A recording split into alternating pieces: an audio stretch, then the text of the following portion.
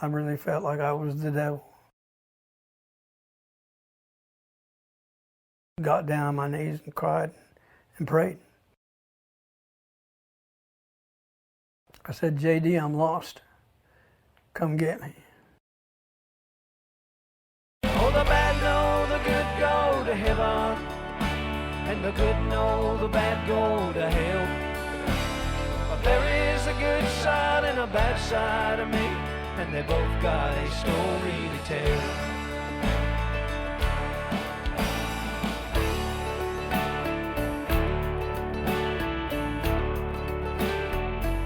Well, my name is Lee Rascone Sr., and I'm from Santa Fe, New Mexico.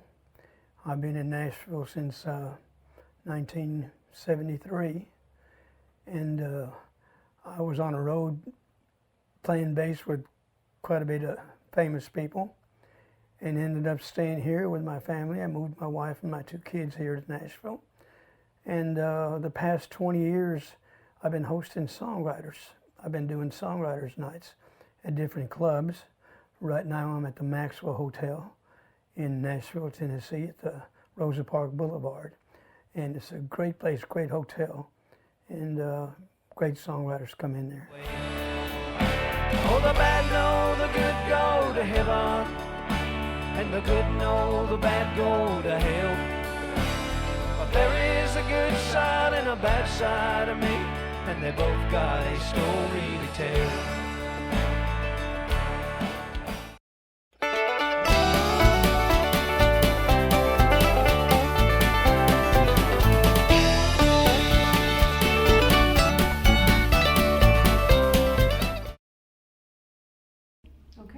This is Bobby Keel, take 1. Check, check.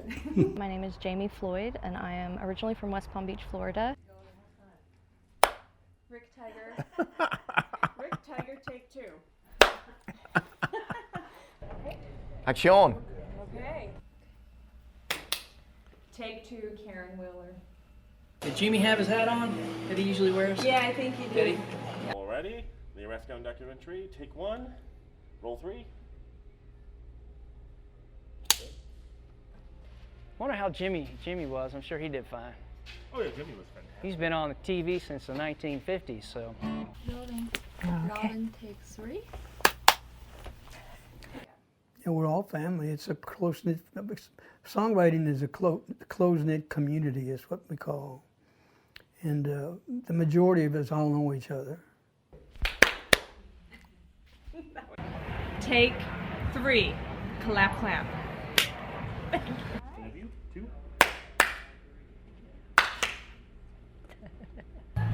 Adam Bruno. I'm James Peters. You talk about it, Billy. Billy is the guy that I will talk to at 2 or 3 in the morning on Facebook, because we're one of the or few people I guess in the world that are awake. Oh, God. Okay. All right, everybody settle. Okay, so I'm not going to look at you, Heather. I'm looking in my spot, talking to the plant. That's on the outtakes. Pam Belford was right there with us too. I don't know, I'm sure you know Pam. Yeah, we interviewed her. I love Pam. She's one of the sweetest angels in the world. Yeah, she is. She's really great songwriter. Got a great sense of humor. I mean, she is funny. Pam Belford. Okay, well, my name is Donna Nolan-Wilson. My name is Sarah Morris, and I live in the Twin Cities in Minnesota, Minneapolis, St. Paul area. So you were born in Sweden, right? Yes, I was born in Sweden. You know, but I generally It's however you're comfortable. it's usually how I sit when I play. That way I can do this between songs. Put my arm on my leg. Come on in, man. You're at Allison's record shop here on the west side of town. It's all good. I'll quit moving.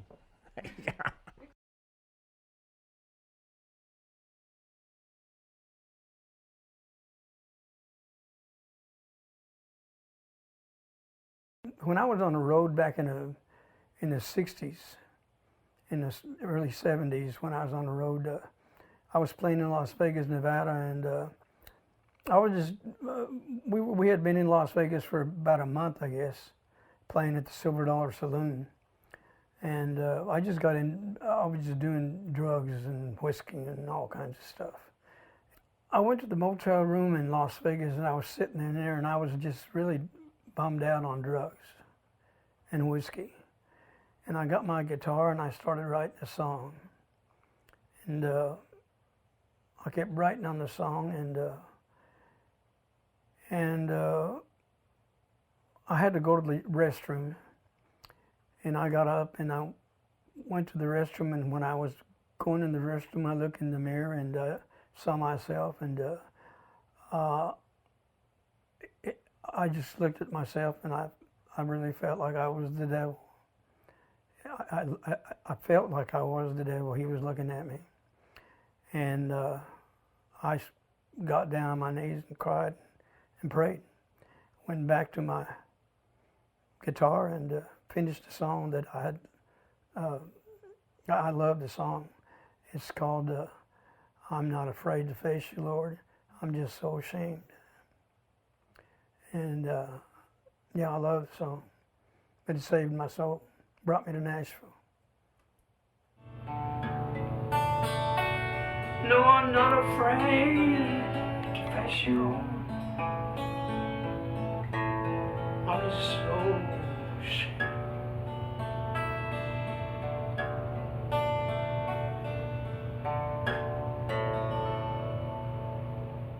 My brother, I called my brother JD. I said, JD, I'm lost. Come get me. And he did. He came and got me. And where'd you go? I went to Albuquerque, back to Albuquerque. Took me to Albuquerque, and my wife and my kids, we were living in Colorado at the time. We went and got my wife, my kids, and brought them back to Albuquerque. And I went back where I belonged. I went back to what the Lord gave me. The Lord gave me a family, and I have to take care of them. I had to get it together. My mom and my dad were really good Christians, and they hadn't been for them, I wouldn't probably, they got me to believe pretty strongly when I was a kid. And it saved my soul to today, you know.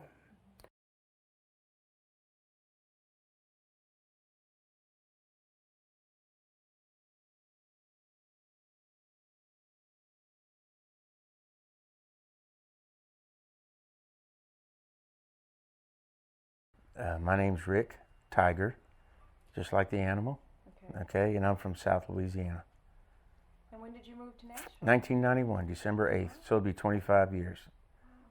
November 8th, it'll be 25 years. Wow, that's great. No, And when did you start playing guitar? probably when I was 13. Okay. You wouldn't know that by listening to me play, but I've been playing since I was 13. Oh, you play beautifully. Well, thanks. You're too kind. Moved here in '66. Okay, and so that is when you made a decision you wanted to pursue your career here. Mm-hmm. That's it. And then things moved really fast for you, didn't they? It did for a couple of years. I went really, really quick. I signed with Epic Records and played the Grand Ole Opry. I opened shows for 12 years for Conway Twitty, and I've been on the Opry since I was 15, and and I've done the Johnny Cash show, his big TV show. My name's Bobby Keel. I'm from Dover, Tennessee, in the Land Between the Lakes region of North Middle Tennessee, northwest of Middle Tennessee, and I didn't have far to go when I came to Nashville. It wasn't but about a 2.5-hour drive then, or maybe a 2-hour drive, so I could go home and not have to worry about starving to death and living on the streets as a writer. I had a hit. I had a #1 song. Okay. With George Strait. It was back in 1991, which is also 300 years ago to some people. I had a song that I wrote with Dean Dillon. It was a George Strait #1. With my career now, as of a few years ago, I decided to become my own publisher. And since that happened, I have had just knock on wood, whether it be luck, whatever it is, for whatever reason, the last few years I've had more success than ever, and it's been truly a blessing because I've worked super hard to make that happen. My name is Marc-Alan Barnette. I grew up in Birmingham, Alabama. I had kind of a 12-year rock career before I moved up here, and a little national success. I won a kind of a Star Search American Idol television show contest in 1984 with MCA Records and Miller Beer, and I was kind of won. And then the thing about contests is once they're over, they're pretty much over. And so I kind of had to reinvent myself, and I moved up here in 1988, April Fool's Day of 1988. And I ended up getting a cut on a girl named Shelby Lynn my first night in town. And so you were with Lynette Skinner. Yeah, and I worked with Hank, David Allen Coe, Confederate Railroad. I don't even know. It's been Smiley Hatchet, Blackfoot. Been out with a bunch of them. And I toured on the road with John Wesley Riles. Went out for a little while with the Oak Ridge Boys back in the 70s, and probably a few along the way that I can't remember right now. I toured with Ray Stevens, and I toured with Shania Twain, and but the big one was I got to tour with Rod Stewart. Can you guys do an encore? Can you guys do an encore? Yeah, one more. Yeah, do you want to do one more, folks? I host songwriter rounds. I put 4 songwriters together, and they take turns doing a song. That way they're on the bandstand on the stage with 4 other writers, and they take turns critiquing their songs and doing their songs and getting to know other writers so they can co-write with other writers. The thing about Nashville and the whole writers round culture, I think it only exists here in Nashville. Because in Sweden, there's no writers' nights really in Sweden. I could be wrong. I haven't researched it all, but yeah, I think that's a typical Nashville experience. And I remember the first time I did it too. It was kind of scary. It's a good place to test out songs. It's a good place to meet people. It's a good place to find other writers and artists that can complement what you're doing and find collaborators. And it's where everybody goes to mingle. Yeah. It's great. And everyone seems to know everybody at Lee's Writers' Nights. Yeah. I mean, from somehow. Because we've all been doing it for so long, yeah. Well, the majority of them chasing their dream when they come to town.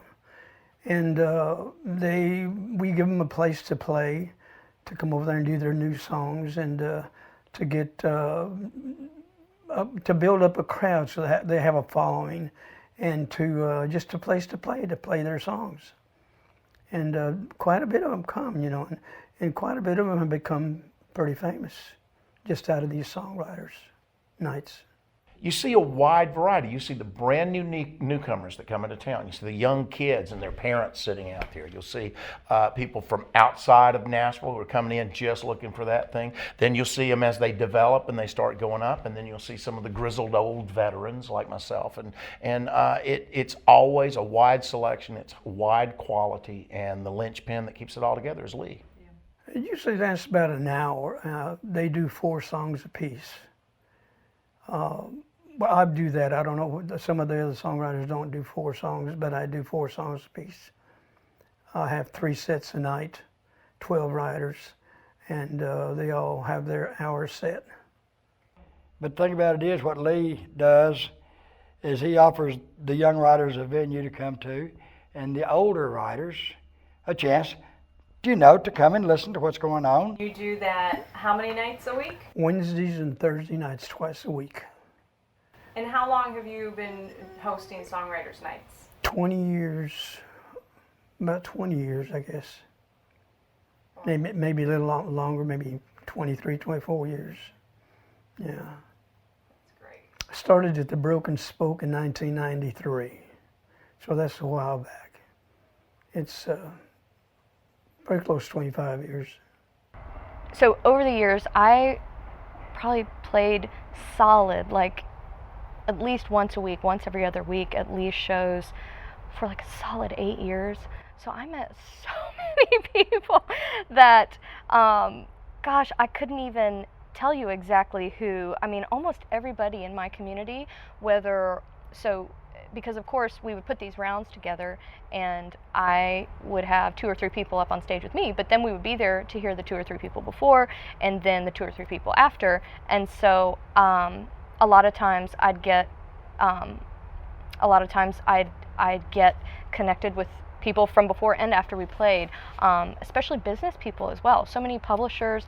I had tons of publisher showcases with Lee, and so I would meet other business people there as well. It wasn't just songwriters, it was business people, and no matter what side of the creative line you were on, Lee tended to just be a magnet for everybody who, and mostly everybody was a really decent person and a lover of music. I found that just he attracted people very much like himself, and so I mean, over the years, I could only say that my creative circle has been enriched because of what Lee brought to the table. And like I said, off the top of my head, for those 8 years, it was so, I was so immersed in everything that, gosh, I couldn't even name how many people I have a connection to as a result of Lee. Mm-hmm. Nurturing nature of somebody like Lee. He meets a lot of people that come in at the beginning of their careers and then they go to enormous success and then they still come back. Each night, just tonight I was Paul Jefferson, a #1 writer. You have almost every night will be hit writers come in and singing the songs that people know. And it's a quality of Writers' Night that really is a cut above of most everything else. The thing about Writers' Nights is most of them are kind of, you do it when you first get here, and then a lot of people get their careers going. They'll sign with publishers, they'll be on record companies or whatever, and they don't do them as much just because time doesn't allow it. People make time for Lee, you know, and that's a big testament to his character and his Writers' Nights. Class above, and it's quality all the way, and that's why he's as good as he is. But in the past 25 years, I've hosted probably a dozen or more clubs, you know, hotels, clubs. Yeah, do you want to do one more, folks? Clouds rolling out from New York all the way to California, I was so bewildered and alone. I found myself in Tennessee one morning, searching for a reason that I had. But looking for you, Snoopy's not knowing who you are. What if you were to gain the world and lose your soul? My deep inside heart, but in my mind I come found that by the grace of God you are and I am who I am.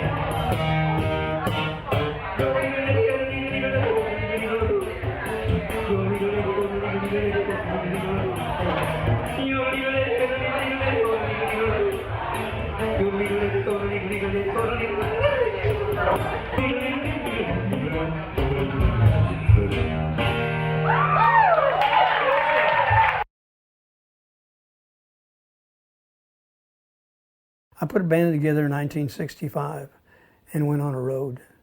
I think that was the first time that I came to Nashville, was in 1965, and we were playing in Alabama someplace, and we had the weekend off before we started the week, and we came to Nashville, and that was the first time that I came here.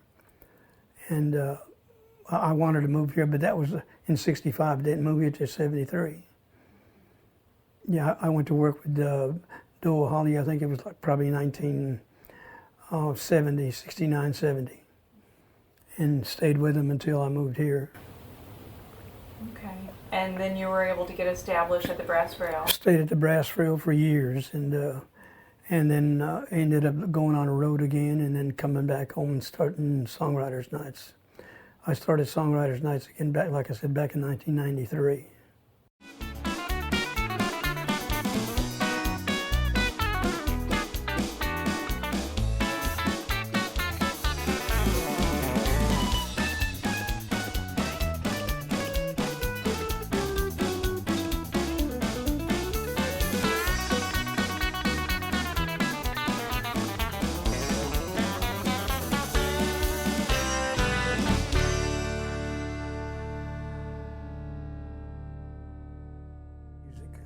I started playing music when I was 13 years old, and I always wanted to come to Nashville.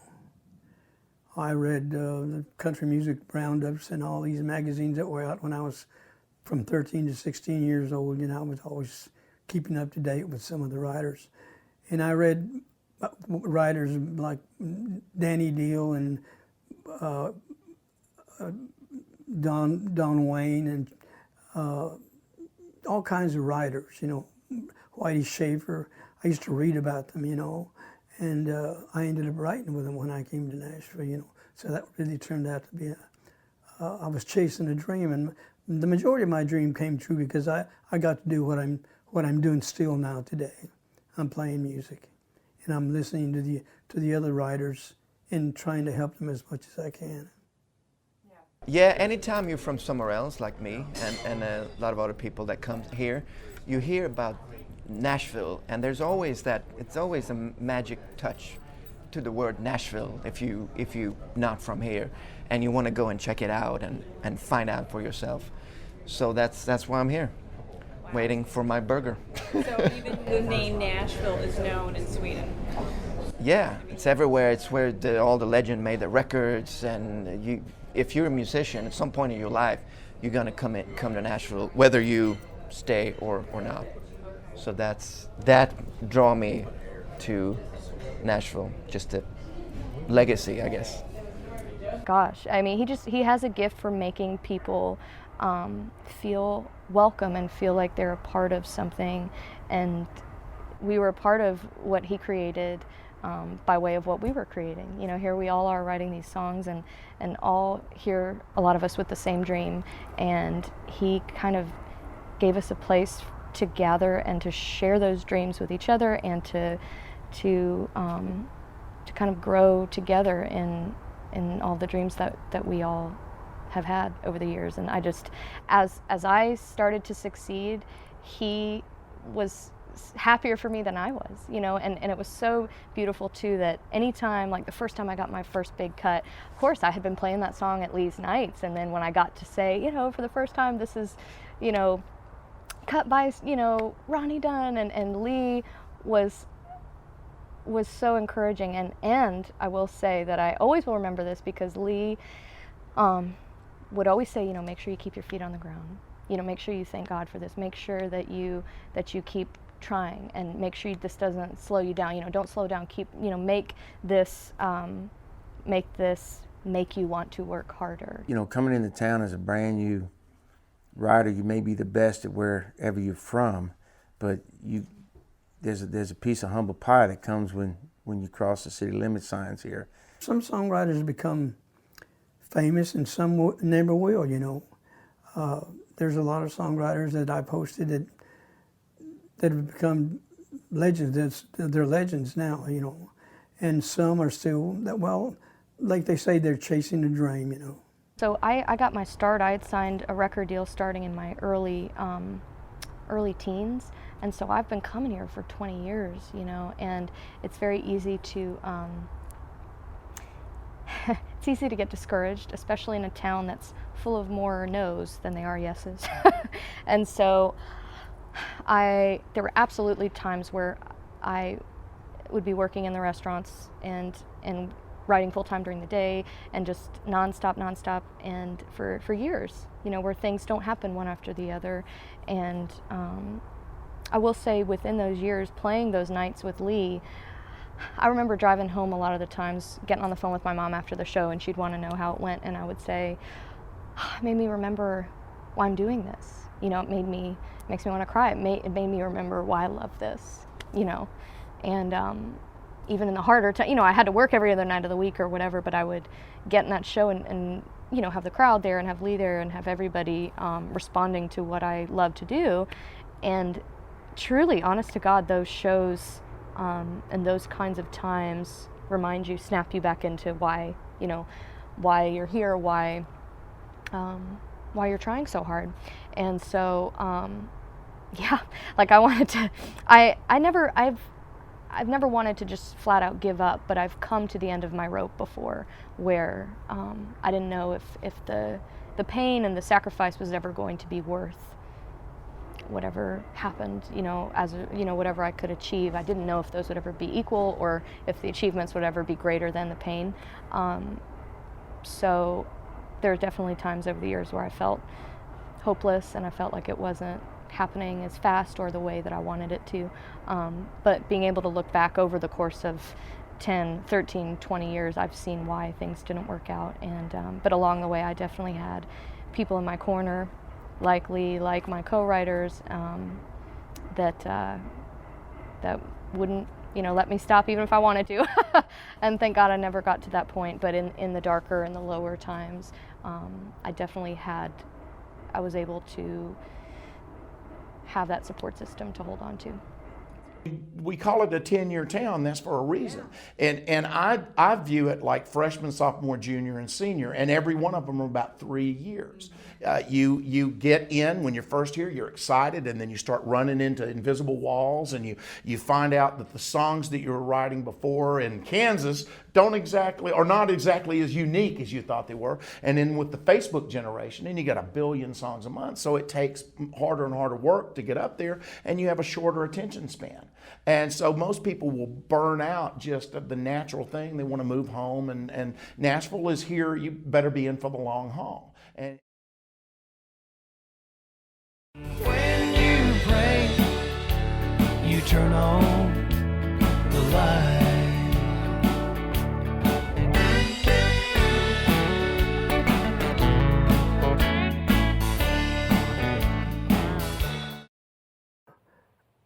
I like to tell writers that songwriting is not about making money. It's about saving souls. So I tell them, write a song to save a soul. You don't know who's sitting there in the lounge and lost. And if you write a song that might save that soul and you didn't even know that you saved it. We've had so many moments along the way that kind of, I just want to be me, but they're pretty spiritual, that things that wouldn't normally happen. And you could say, well, I've been here 25 years and hadn't had a hit on the radio, but when I tell the stories I tell and sing the songs I sing, it dawns on me that's why I was here for 25 years, is to accumulate those stories and those songs so that I can go do it from ocean to ocean. I know I took some time off just from being burnt out from playing a lot, but when I made that decision to kind of step away from music for a couple of years, I was tired of being on the road. I was tired of playing, touring, and so I had to make a decision during that time of what I was going to do or be. And when you're in music, it's a hard industry. It's not an easy life, and you have to decide, why do you do the music? Why do you do it? For me, it's something that I love very much, and if I'm not doing music, I feel a part of me is missing. I feel something's lacking. So in that time where I was no longer on the road, not even playing the writers' nights, I decided that I love creating music and I love writing music. Write a song from your heart, Some of the elders wrote some great songs. Today's songwriting is, it's fine. It's another generation of songwriting. But the old songs were to save souls. And so are the kids writing today too. They're writing some great songs. I can't say that they're not, because they are. The kids today, it's another generation. I mean, the kids today have their own generation to grow up by. They have their own way. But I tell them, to the same thing, They know what I'm talking about when I want to tell them to write a song to save a soul, And why you're doing music and why you come to Nashville in the first place is not to get a pub deal or record deal or not anything of that. It's to play music where everybody's been playing music before. It's like this is big music city, and that it reminds you why you do music from the first place, because it's just fun, and that's it. That's all you need to know. When you can go sit at somebody's house in Yakima, Washington, and there's 30 people in there, and it's dead silent for your whole show, and you see the tears, and you see the smiles, and you see the tapping of the feet, in perspective, can a #1 record buy you that? You know what I mean? Yeah. So not to say I don't want one, but I'm just saying those little affirmations that God gives you along the way that says, this is why I got you here. This is why, you know. Songwriting is not about making money. It's about saving souls, children, okay? Don't write money, don't write songs to make money. Write songs to save souls. The Lord's already given you the talent to write. So give him back.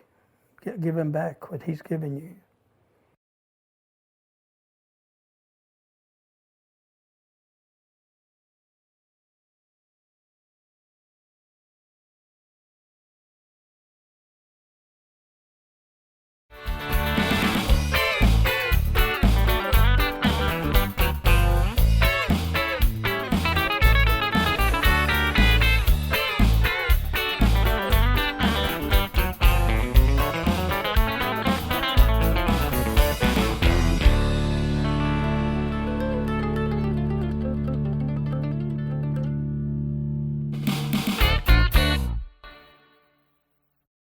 We're here and we've got some great writers, so be sure to come out to the Maxwell House Hotel and we'll see you all here.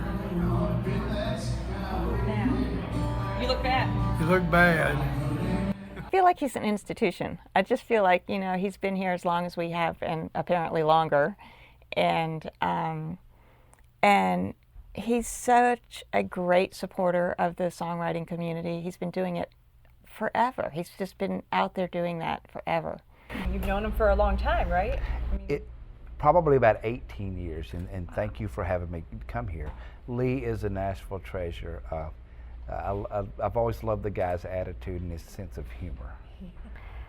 So I started playing guitar in 2003 when I was in college at Belmont. My father is an incredible jazz musician. Of course, I moved 2,000 miles away from him, and that's when I want to learn guitar. But I started playing in 2003, and in fact, Lee's Writers' Night was the first time that I ever played guitar live at a Writers' Night, and I was so nervous. And it was when he was at the Hotel Preston, the Writers' Night there, and this is probably 2000. This is 2004 or 5. It might have been 2005. Don't quote me on that. It's so long ago now. But it was right in that neighborhood, and so I've been playing guitar ever since then, and little by little getting more confident because of doing Writers' Night. Another thing, before you play on a Nashville stage, you should be ready to play on a Nashville stage. Yeah. You know, and that's important. So make sure that you're learning somewhere else, you know, before you come here, because you never know who's in an audience, and that's another thing that happens. At any given time, there could be any music professional sitting in any one of these rooms, and it can be publishers, and it could be record labels, and it could be anybody, you know, looking for something. And people need to come prepared. This is not a place to come to learn. This is not, and it's not an audition, you know, so be ready.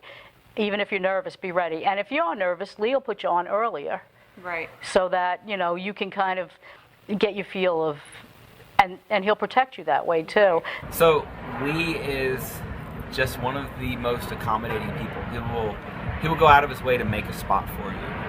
I've had people where they come in from out of town and ask, hey, can we set up a round? Can we set something up to play together? And Lee is always one of my first calls, say, hey, do you have anything? And he will do whatever he can to try and make that happen for us. And not just me, I'm sure it's with every writer.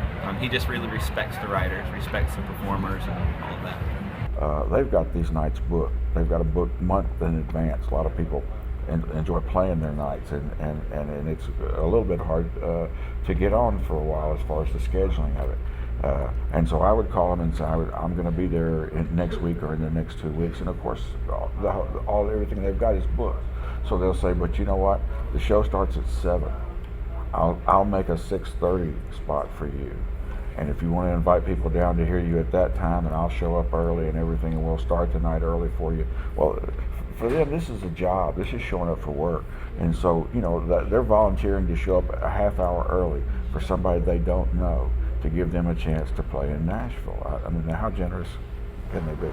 Debbie Champion, one of my best friends, and a songwriter, host herself. She's been in town for many, many years hosting Writers' Nights also. Matter of fact, she's the one that got me started in hosting songwriters. So I give credit a lot to Debbie Champion. She's a beautiful lady and a great writer herself. And tell you that, you know, he is the king of songwriter hosts. I first met Lee through a mutual friend, Sarah Durr. She's a songwriting partner of mine here in town. She invited me, and I just got drawn into his humor and the way it feels like a family at his songwriters' nights. And that's what keeps me coming back too. When I would come to see Lee, when I first saw Lee at these writers' nights, I was moving from Los Angeles, and the Latino community that I lived in the middle of in North Hollywood, if somebody had been screaming tacos and chili, they would have been beat up because they would have thought they were being made fun of. And I said, who is this guy? I got to tell him before some Latin guy kills him. And then I realized this is just Lee, and everybody loves it. And he's got those phrases, and he's also got, you know, you can get a haircut, and the repetitiveness of it is sometimes in humor. It's only the first time that makes it funny, and after that, it's not as funny. With Lee, the repetitive nature of these phrases keeps them fresh and funny, and he would scream out all during the songs. Billy Lee, thank you so much. Tacos and chili, man, you look bad. It's interesting because we help each other out a lot. Sometimes he'll need particular nights that in his thing he needs somebody that's a little bit more up tempo. Songwriters a lot of times will be ballady. You know, there's a lot of people come out, might not be as comfortable playing, or they just write a lot of slower things. And so I always bring a lot of life to it. And that's why Lee and I play off each other a lot very well. And he is a linchpin. And again, one of those unique things about him, putting different people together and the different chemistries. And so he's let me come in. And this month has just lined up a lot of things have come together. There's 1 month of Thursdays. It's great friendships. It is. It really is. Yeah. It's like its time has not moved, which is just amazing because we have aged. Those of us around here have been here a little while, and so it's really nice to walk in and feel like we just left off wherever it was the last time, or when it was the last time that I played one of Lee's writers' nights. And so it's just stepping right back into it, and not every place feels that way. In Nashville, they just don't feel the same. But he brings that sort of positive feel to anywhere he goes. So you feel comfortable, you feel good, you know, around Lee and excited to play one of his nights. At least that's how I feel. So I think it's a certain, you know, comfort level. Also, people that you've known for 20 some odd years, you know, I do get to try to do new material still. That's really the most important thing for me. And it depends on the time slot, you know, the place is crowded. What makes me do it? Well, it's kind of a genetic defect. You just want to do that kind of stuff, you know. We play for free a lot of times, most of the time. What other job would you work for free? You know, that's kind of odd. But we love doing it, and people, and these places are booked, like for months. You know, isn't that crazy? Mm-hmm. Yeah, I always like to play new songs. I try out new songs on audiences and see what flies and what doesn't. After I got off the road, I was looking for a job, and I called my dad and I said, I'm trying to get out of music, and my dad was a contractor, and I said, I don't know what to do. I don't know, just don't do music. And I want to do something. So he said, well, didn't you learn anything from me? I said, well, yeah. I said, well, get off your ass and go get a job. So I did, you know. I went and got a job. and I got a job with a company and as an environmental director for old folks' homes, retired homes. So I stayed with them quite a bit, and at that time I started doing songwriter nights. It was nice to meet somebody who was real. Treated everybody the same, made fun of everybody, harassed everybody,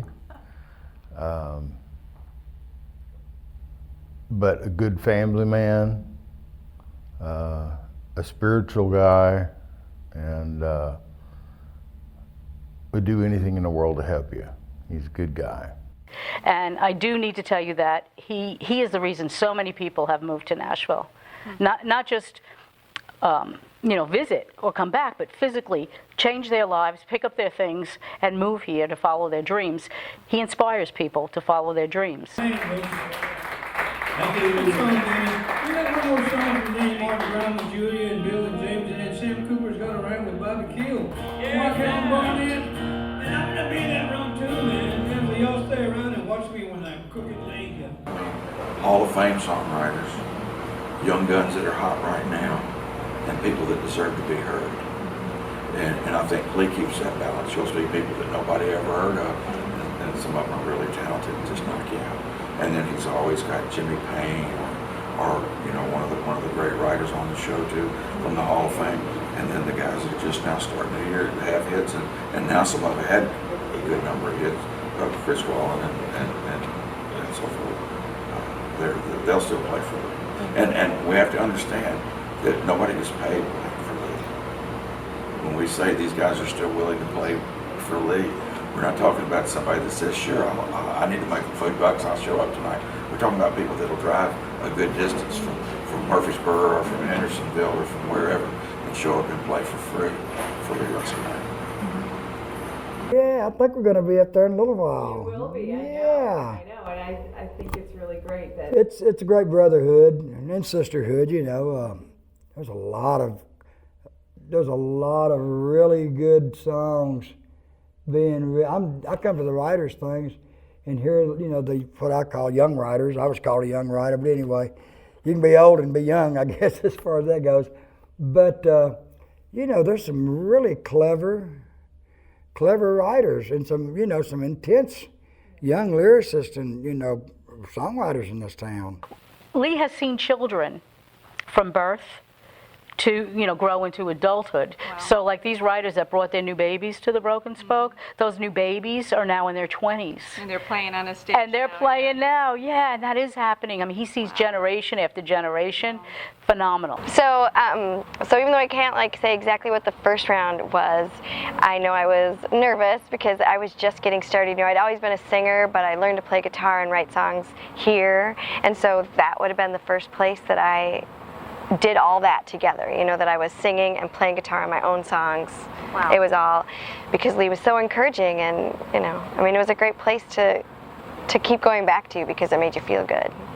He was just like, well, sweetheart, you just get up there and you just sing your heart out, and and it'll be great, and it's going to be great, and that's what you got to do. He was just very encouraging, just like he always is. I just remember me doing the sound check and him, saying, you sound great, it's going to be great. So he was very encouraging, and from that day forward, he always was. Had it not been for writers' nights, I would have left within a year after I got here, because I do remember those first few weeks in Nashville. He invites me to this hit songwriters night that he has annually. I've asked him, he's had it twice, I've been there twice, and or he's had it 3 times and I've been there twice. I said, Lee, I haven't had a hit. And he's put me up there with Jan Buckingham, Gerald Smith, and Dan DeMay, who are all great friends of mine. But I'm sitting there going, man, I am I'm like out of place here. And he goes, no. He said he would always make you feel comfortable in your own skin. Just because you have a #1 hit doesn't mean you're not a good songwriter. And that's Lee's philosophy. In trying this music thing is so scary for all of us when we first start, and some of us always have that kind of nervousness when we get on stage, and when you have somebody like a Lee around, it kind of sets you at ease, and that's what the world needs, is somebody like a Lee. If we could use a lot more Lees to set us at ease about a lot of things. Because everybody's human. You might go to a show and be upset and nobody knows it, or you gotta be on and you gotta do perform well and kind of show up and do the best that you can do. But you have to hide it. This is a business of being very, here I am, I'm on, and I'm always wonderful, and and sometimes it encourages you to not be human, because you need everybody to think you're always great and you're this and that.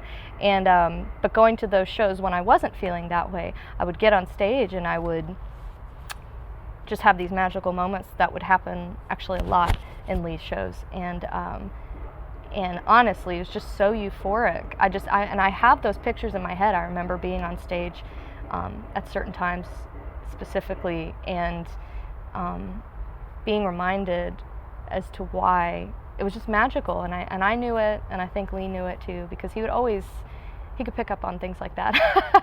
He definitely, he's a little heart reader, and so it was really special to, even on the bad days, to have a show and leave better, or leave encouraged. Yeah. And that's what makes Nashville so different than a lot of other places. I always felt like in New York when I was going to play, people wanted to like kill me. I don't know why, but I just felt that way. And over here, they kind of accept you, you know, for what you are, and what you can do and what you can't do. A group of us did Lee rounds together, and like I said, Corrine Chapman and Traci Amodio, we did a lot of stuff together, and we would have a fourth person that would filter in. You know, they would be different every time, but we wrote together, we sang harmony together. It was always really special. But he also doesn't bullcrap anybody about anything. You know, like he'll tell you if somebody is a scam artist and a known scam artist, and there are scam artists, Lee will tell you, stay away from that person, don't do this, don't do that. So he's been in this town for a very long time, and he knows how to advise people. Didn't always do new songs. I like to feel real confident, test them out on the road first, or in a recording studio before I do them live. I wasn't ever a one to just get up and sing a new song, say, here's one I wrote on the way to the Broken Spoke, you know what I mean? Yep. Lee's thing, where he goes, I want to introduce you to somebody, you know, and then he'd take you over and he'd introduce you to somebody, and he goes, and it just, you know, something like in his little way, he'd say, y'all be good together, you know, and then he'd let you figure that out on your own, you know. Yeah. And you know, I've had some sessions out of Lee, but I don't go to writers' nights much anymore, so it's been a while. But you know, or he'll pair you up with somebody on stage that he thinks you might fit well with, and then next thing you know, you're handing each other a card, you know, and sometimes a session comes out of it. Most times a friendship comes out of it.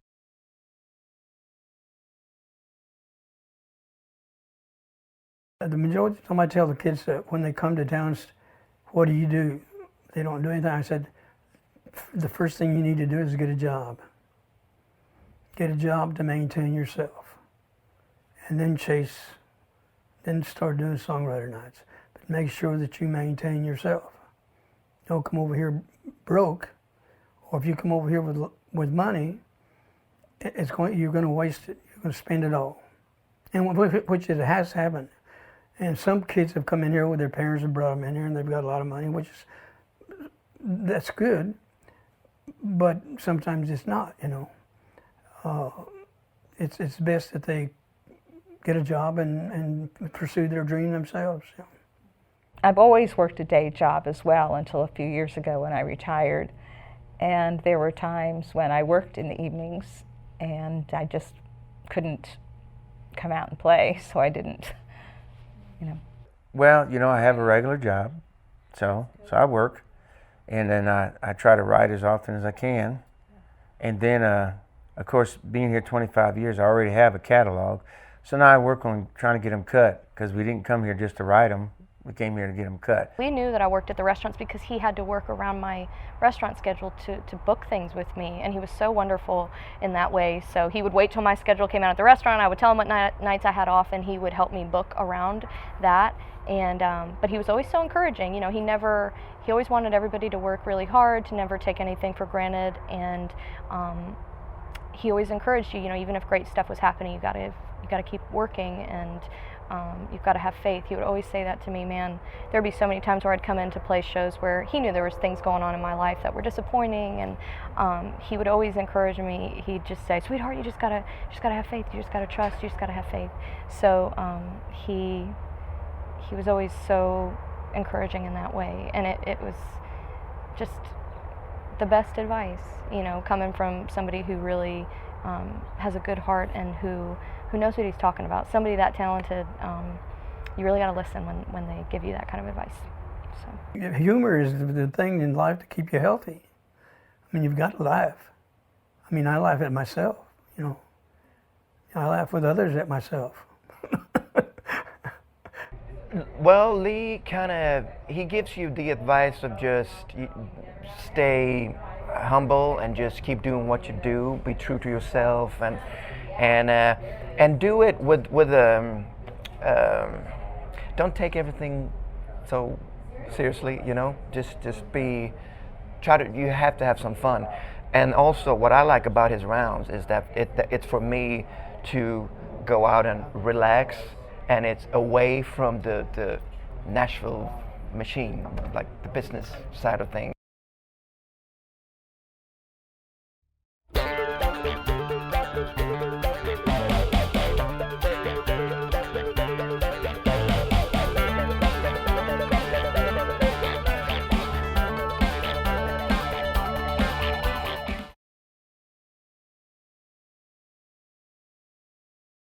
Well, if you get a cut with somebody, it's like a major act.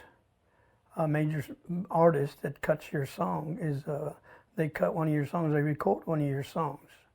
And it may not be a major act, it may just be another writer, an artist beginning his career and wants to do some of your songs.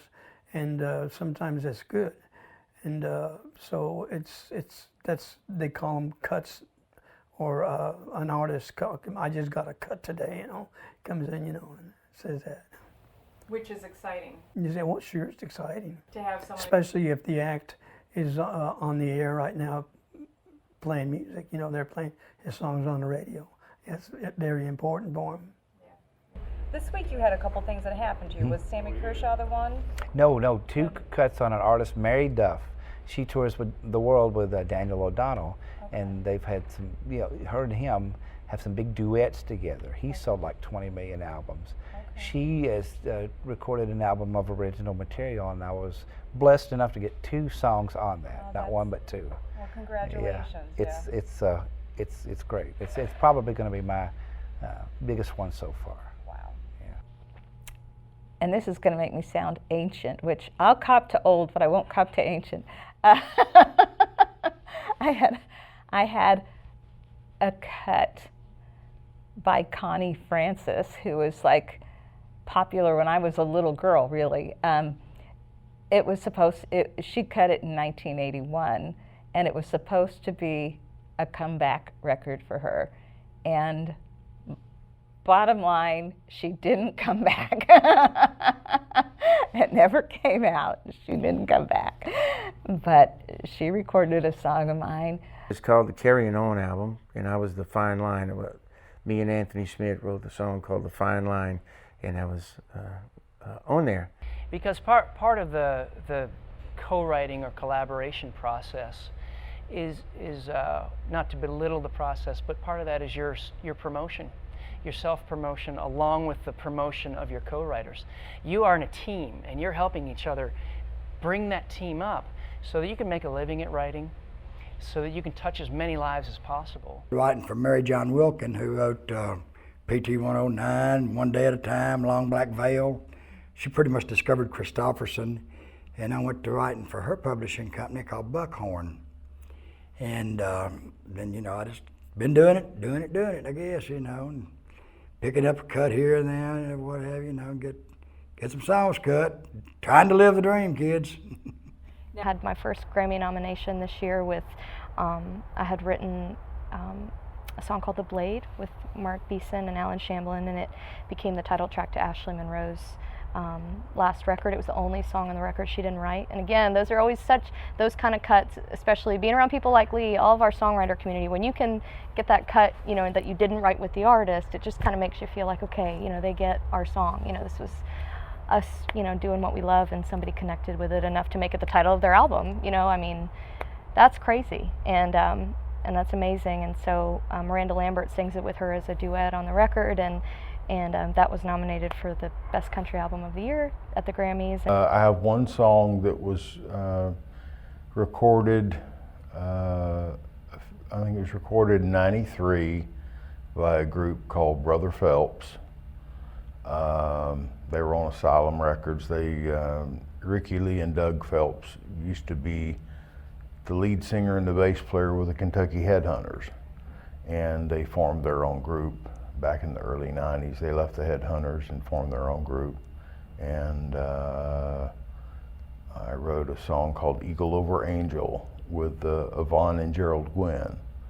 And it was their third single release. And never made the top 40.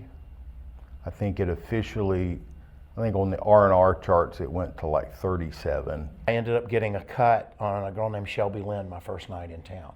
And so that was kind of interesting. And it was a song called That's Where It Hurts, written with my father and a guy named Ron Muir. My father, Grady Ross Barnette, wrote one song in his life. I've written thousands. His song, the one that we wrote, got used in a Willie Nelson, Chris Christopherson television movie called Another Pair of Aces, and he got to see his hero, Willie Nelson, two-step to his song. And he got his name in People magazine, and he would call me up and say, I don't know what's so hard about writing songs. You know, and that was my dad. I am a songwriter. I've had songs, I've never had a #1 song or anything, but I've had songs cut by Little Jimmy Dickens and Charlie Louvin and Jack Green, and some of the elders have cut my songs in the day when I was out chasing, writing songs, you know. I have to ask you, the Sunny in '75 album, I think that was the title for Joe Nichols. Well, I wasn't on that one, but a buddy of mine, Bill White, was on that one, and it was a great song, but I was on the Old Things New album. Oh, okay. Yeah, the one, I think it was a couple albums before that. Yeah, and Joe did the funny thing about that is I did the demo, me and Brock Stalvey out of Georgia wrote it, and I needed songwriter's budget, you need a budget. So I had to find a studio I could afford, a piano player I could afford, because we were just going to do a piano vocal, and then a singer I could afford. So my buddy Dave Brainerd had a studio I could afford. Chris Tompkins had a piano I could afford, and then I got the singer. Well, the singer I found was Jamie Johnson, and back before he was Jamie Johnson, and the guy is just as a real a deal as you could possibly know. And then when it came time for me to pay him, he didn't want no money, and he hadn't really, catapulted yet. But and it's so funny because he went on to be Jamie Johnson. Mm-hmm. Dave Brainerd went on to cut Brandy Clark. He cut Jared Neiman's Lover Lover, and Chris Tompkins, I think, is on his 13th #1 as a songwriter. I'm just patiently waiting my turn. Yeah. Like, people don't have to be great musicians to be on stage. They don't have to be great singers to be on stage. They just have to have good songs. Mm-hmm. And the songs is really the most important thing about Nashville.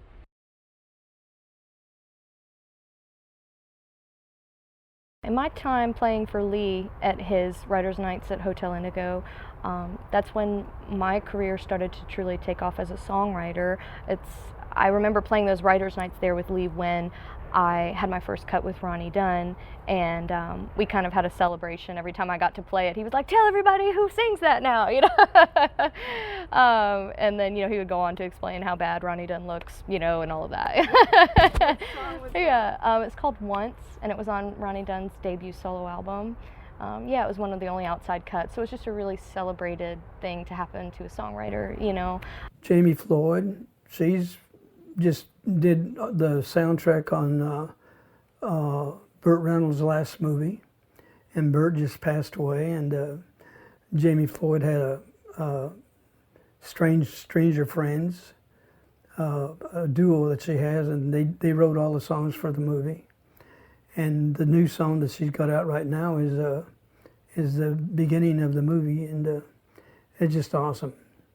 And then too, as the people around me started to succeed, like I remember there was one night where I was playing in the round with, now these are all girls now that are just blowing up. I was playing with Lucy Silvis and Cree Harrison and Casey Musgraves. And it was the week Casey had signed her publishing or record deal. It was the same week, and she was talking about it, and she was sitting on stage, and it was just so crazy because Cree and Lucy and Casey, what they've done now, the whole world, they're all over the place. And that was a round I'd put together for Lee. So I have memories like that, where we were up there too with Lee and I would put together a whole night sometimes. I mean, he would just let me like go crazy. And I mean, there was one night, and I still have the poster from this, where it was me, Brothers Osborne, Casey, Cree, Casey Musgraves, Cree Harrison, Lucy Silvis, Mickey Guyton, Mark D. Sanders, Laura Veltz. I mean, it was literally everyone who now, the general public may not know their faces or their names necessarily, everybody, but they would definitely know their songs. And when you see all these people on a bill, and now you could kind of take that same poster that we had and just swap it out with the Grammys this year, and it's like almost all the same people. You know, it's so many people from our community that really did well. But Lee just gave us a place to all kind of come together, and I had people come up to me and say, I've never seen this kind of, you know, talent in one spot. Like Shelley Fairchild would play those a bunch with us, and yeah, I remember incredible writer who wrote It's Your Love, you know, for Tim McGraw and Faith Hill, Stephanie Smith came up to me. She's like, I've never seen it this concentrated here. And two, in those shows, my friend Stephen Rabel, and he goes by Rabel in his artist career, he was just signed to Epic, you know, and he has a single out now, and we have pictures of Rabel at that red piano in Hotel Indigo with all of us, you know, up on stage, and so all kinds of people, I think, got their Nashville start with Lee, especially friends of mine who came in from LA. So those people all became part of Lee's world. Yeah. The group today that came from the Indigo was Drew Baldridge and Carly Pierce, is big artists now. Brother Osborne, Jamie Johnson, Casey Musgrave, Florida Georgia Line, Jamie Floyd, Claire Dunn, Sarah Darling, just all kinds of great kids that are out right now with their generation. Some of the A&R guys from the show Nashville had come passing through, and I actually, on the pilot of Nashville, we had a couple songs licensed, and that was back when nobody knew what the show was. You know, everybody was like, oh, you know, that no one had any idea. But I know that somewhere in passing they had gone through Hotel Indigo and had been introduced to some of my music, and of course this is years ago again, right, you know, before Nashville had even really kicked off. He knew how to make you shine, you know, he knew how to make everybody laugh, he knew how to set you up. He could definitely set you up, and he always did for me. He did, and he could make you more comfortable too. Like I remember when I'd be so nervous, I'd see this lawyer and, you know, this publishing person and this one and this famous so and so over here, and they would all pack, you know, and in Hotel Indigo everybody's right in front of your face, and Lee would just make you feel like it was just you and him, and it was, you know, any other regular night where the pressure wasn't on like that. But when the pressure was on, he was right there with you.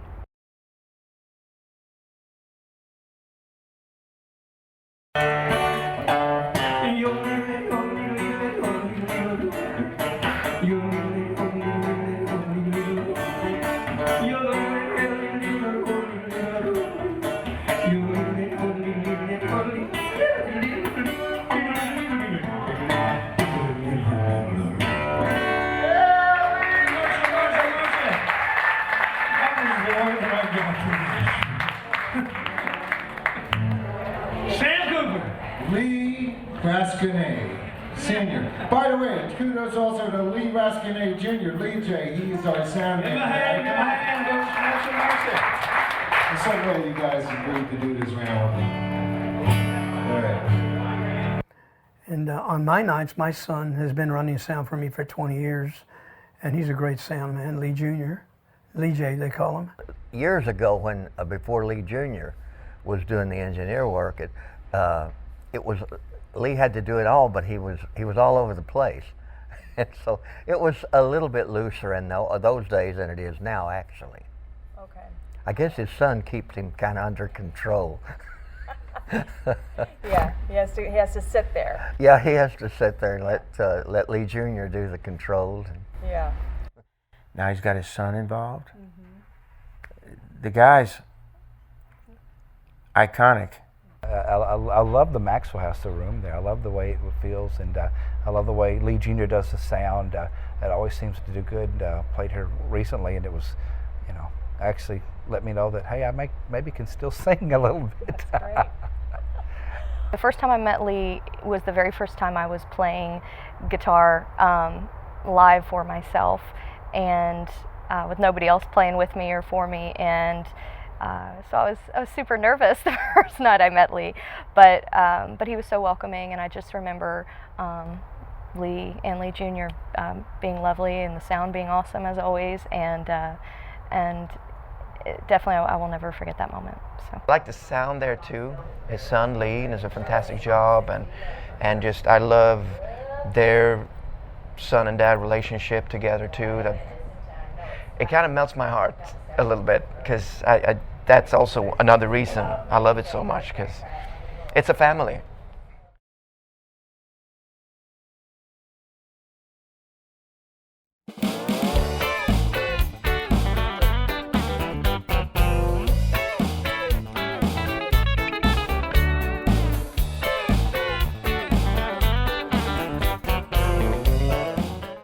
When I came to Nashville, it was in 1973. And I came here, I had been playing on a road with Doyle Holly. And Doyle Holly was one of the Buckaroos for years. Him and Gene Price was a great singer-songwriter, but I was in their band, and I ended up staying here in Nashville. And I met up with Judy Blocker. I met her in Albuquerque, New Mexico, at a club there. She was a piano player. She came with a group, and she said she was from Nashville. And the first person that I called here was Judy Blocker, and we put a duo together, and we started playing in nightclubs. We ended up in Printer's Alley for years. It was like Las Vegas. It was a strip. It was like a Las Vegas strip, only it was Printer's Alley. There was a dozen clubs there in the alley that were just famous. There was strip joints, jazz places. Boots Randolph had a place. Shug Baggett had a place, and George Jones and Jim Best in the Nashville Castle at the Western Room, and all kinds of people were there, but it was like a strip. It was a strip, you know. There's just people that Oh, that's the brass rail. That's what we want. The Hugh X. Lewis Club, you know, and the brass rail. That's what we want. Yeah. Oh, I can't believe you have these. Did you meet back at Printer's Alley? Yeah, years ago. Back in the early 70s, I met Jimmy in Printer's Alley. Is that the brass rail or the pool? Well, in the alley, I think I was playing the brass rail, but I think Jimmy said that he hadn't been in the I probably wasn't. So it was probably at the Black Poodle or the Western Yeah, the pool. Room, I didn't go up there very often, and when Yeah. when somebody I knew was playing the poodle, Yeah. So, where did you meet a lot of your friends? I met a lot of my friends that used to come jam with us, me and Judy, at the brass rail. Like I said earlier, people like Floyd Kramer used to come sit in and jam with us. Jerry Reed used to come when he was in town to come jam with us. Charlie Rich and Cy Rosenberg, his manager, they used to come in. I met the majority of my good friends there. The ladies that I met that I told you about earlier, Maggie Cavender. I met Maggie Cavender, the director of Songwriters Association, and Buddy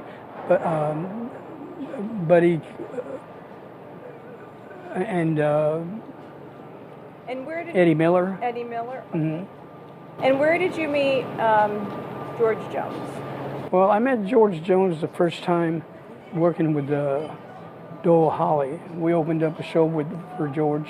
Matter of fact, we opened up 3 or 4 different shows with him, and we in different places, different cities, different states, and that's the first time that I met him.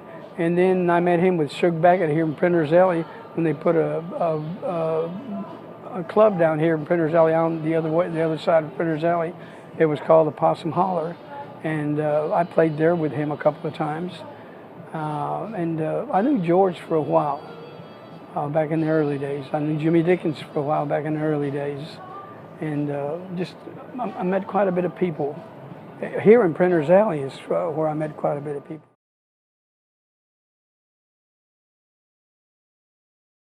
Just like I told you earlier, that writing is not about making money. It's about saving souls.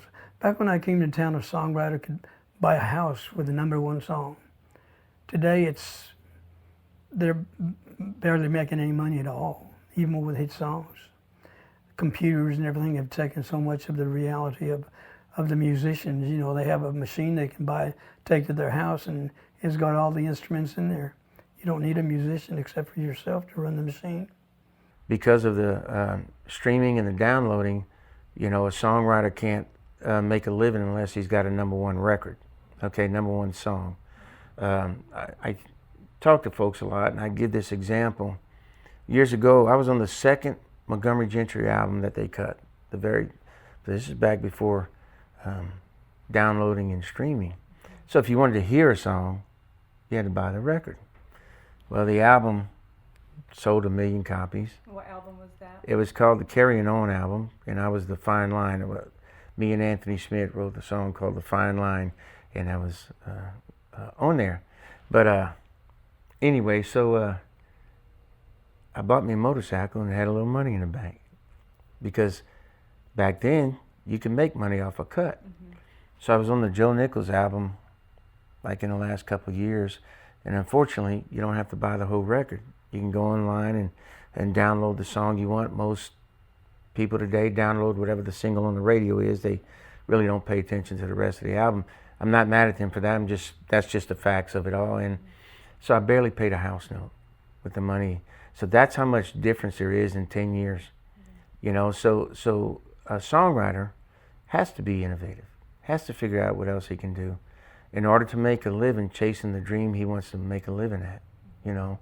And it really calls not just for creativity in writing the song, but creativity on how to stay above water. So you have to market yourself now. Well, you have to market yourself now because, like, when a guitar player or a singer comes to town, they are allowed to make money chasing their dream, whether it's a stage on Broadway or a stage in Austin, Texas. They're going to get paid for it. But a songwriter, all he's really asked to do is free writers' nights. So as many writers' nights as there is in town, and there are many opportunities, it's not an opportunity to make maybe future money if somebody's in a room that hears you, loves your song, and cuts it. But right then at that point, there's no opportunity to make money. So you have to be innovative, you know. And you know, people like Lee, he inspires you to be innovative, you know. Him and I, old school, we're cut from the same cloth. We hope someday that'll be 3 chords and the truth again, but we know that's not likely, you know. So, but that's okay. We just got to figure out how we make our way, you know, in that world. We're just doing it for ourselves anymore, basically, because I mean, realistically,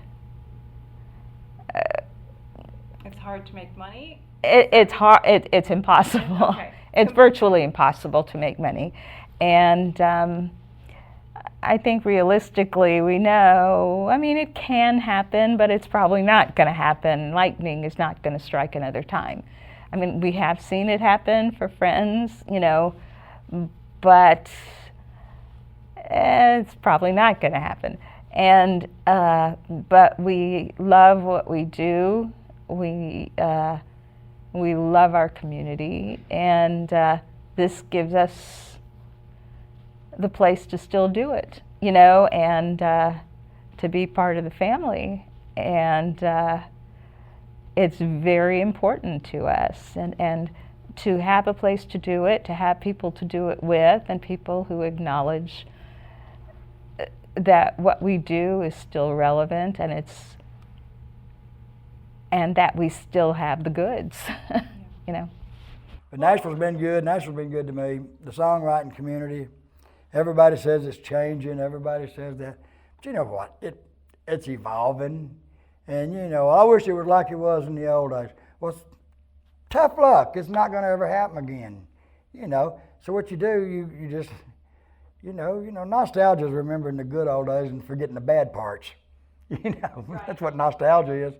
And sure, we're all nostalgic for when, you know, it was a lot freer. You could walk in any door and there wasn't a lock and all the red tape to cut through, you know. Yeah. But there's still some really good people making music in town. I mean, the best.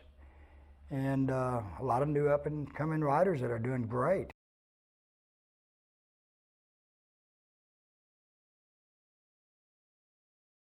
I was in this probably for almost 20 years before anything happened. I have heard some no's. I've heard more than some no's. I've heard many no's, you know, coming from Music Row, some of them brutal, you know. But I got back up and, you know, the Lord kept me in this, and it was in this about 20 years before I finally got my first cut. And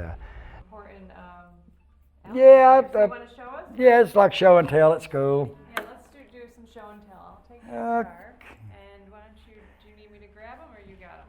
So tell us about this. You know, I got a bunch of these things. Most of them in the closet at the house. I had to go by the studio and grab. Now this is a Hank Williams Jr. High Notes album, and this designates a gold record or 500,000 sales. And I had a couple of songs on this album that I wrote with Tony Stampley and Hank, like My Whiskey on Ice and My Women on Fire. And I've Been Down is on this album. And Whiskey on Ice has been recorded not only by Hank, but Travis Tritt and Confederate Railroad and a bunch of other people on minor labels and stuff. And thanks, Hank.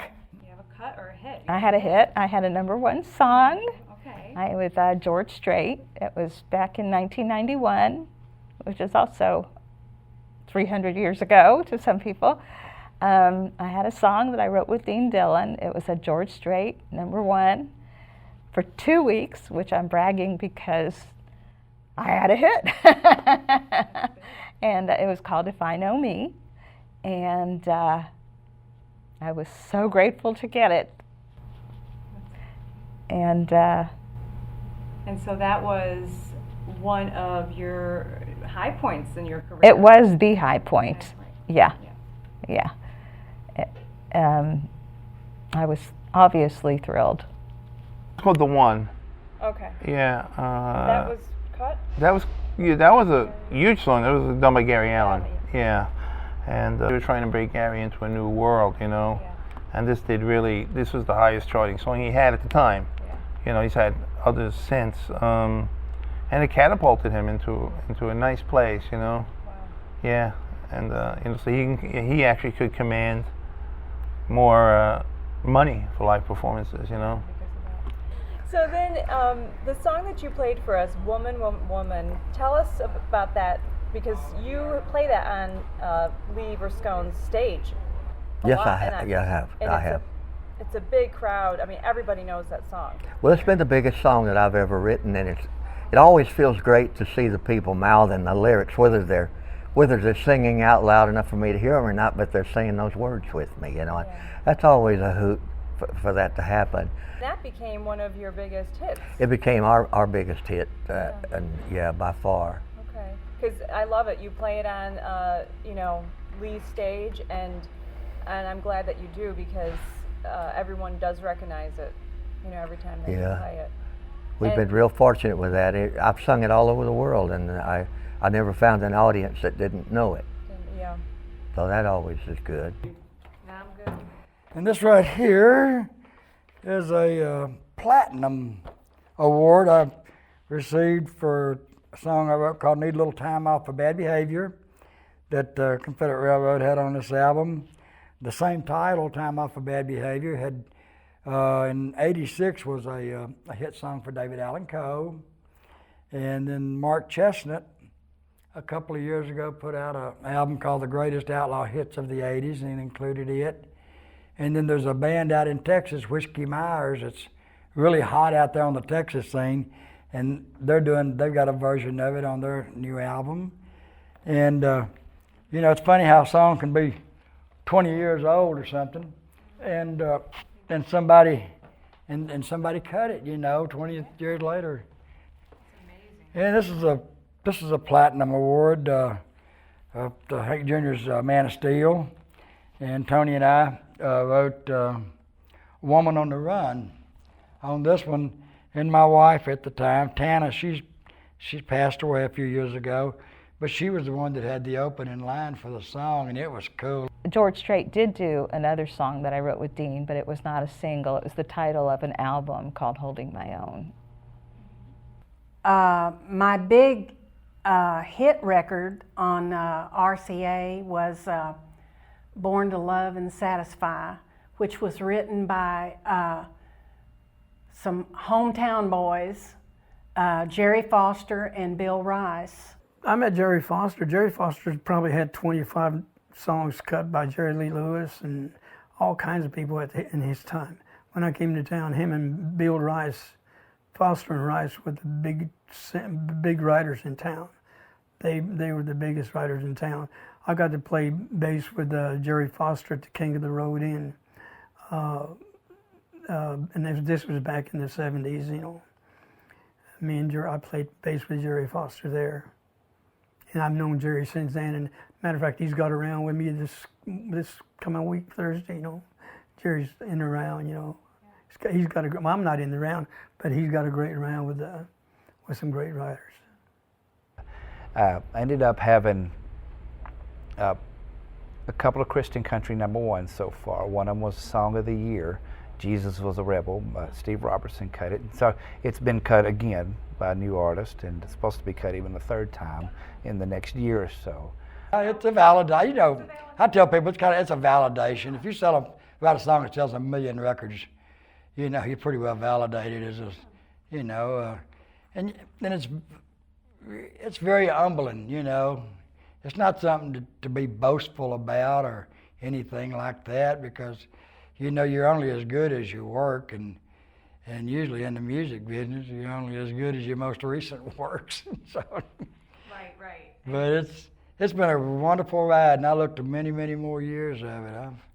I keep enjoying it. I keep writing every day. Everything you do helps. You know, everything you do helps, because it's hard to pinpoint exactly what it was that helped get me that cut, because it was a convergence of all of the things you do that gets you in exactly the right spot when all these things converge.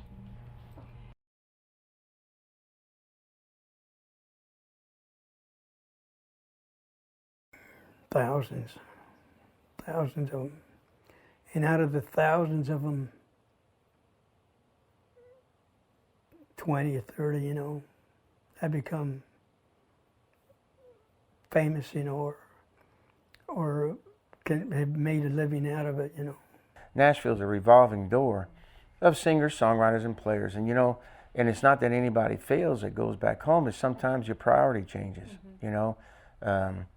And God bless them that they figured that out early, you know, that maybe it's not where they wanted to be. Well, Taylor Swift came in there, I think, at the Broken Spoke, the last year of the Broken Spoke, Tim McGraw took over the place. And Taylor Swift's mother brought her in there. And I think she didn't sing, but she was just in there with Tim, came to see Tim McGraw and them. And then I was at the Hall of Fame, and Bridget Tatum brought this up the other night. We were sitting there, and Taylor Swift's mother brought Taylor, and Taylor was about 13 years old. And I think Bridget said she was mad because she'd have no business bringing that little girl in here, you know. Couldn't find out what she became up to now, you know. Her mother was. They were out chasing a dream, and the dream became a history, you know.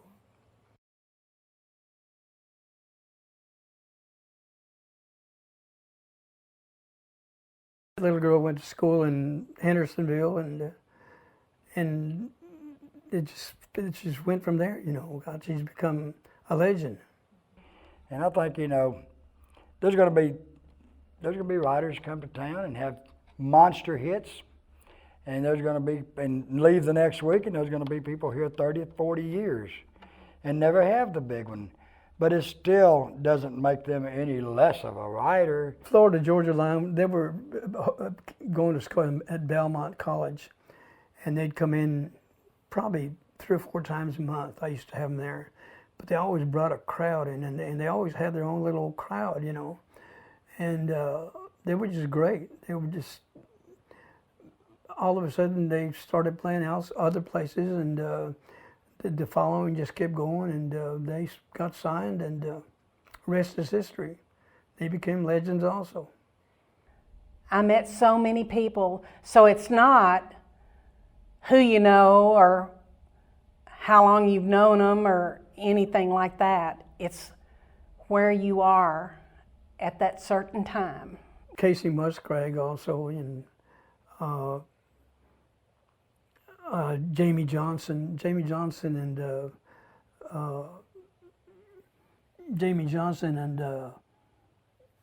Drew Baldridge and Bridget Tatum and Brother Osborne, and all these kids they're big now. They're on the charts, and they're getting nominated for Singers of the Years, and the majority of them have already gotten that, you know.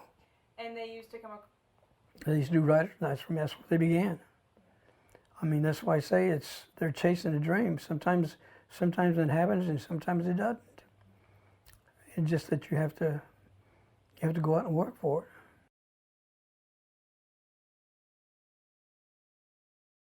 Sam Cooper sitting over there.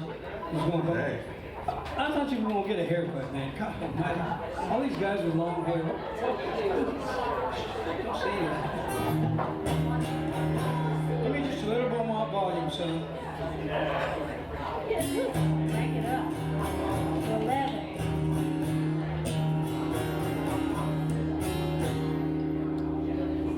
Just a little more. All right, here's a song for all you folks out there.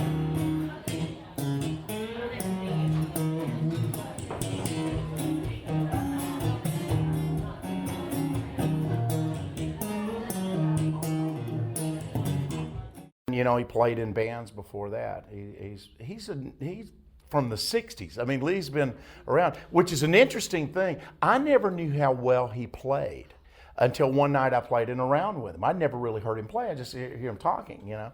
And man, he is just amazing. He has an extraordinarily unique style. You know, and that's another thing that's very cool about Nashville. People that come in, these very stylistic people, once you hear them, you never forget. You know, it's like Chet Atkins and Tom Bresh and some of these amazing players. And Lee has just an extraordinarily interesting style that you just don't see very often. If you break down, you gotta put yourself back together.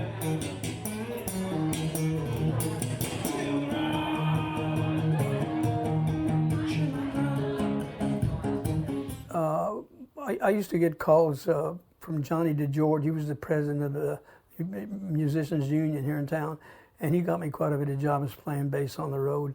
Sometimes it would be for a weekend, sometimes it would be for a week, but he always kept me working with different people, great artists. They were all major artists. I got thinking about, you know, Lee Rascone, we know him for this guitar style that he's got that is so unique, but he was a bass player, and that's part of where that comes from. And how long did you do that for? Probably for about 10 years. Yeah. And that would be playing bass. You played bass, and you were on the road probably what, 6 days a week?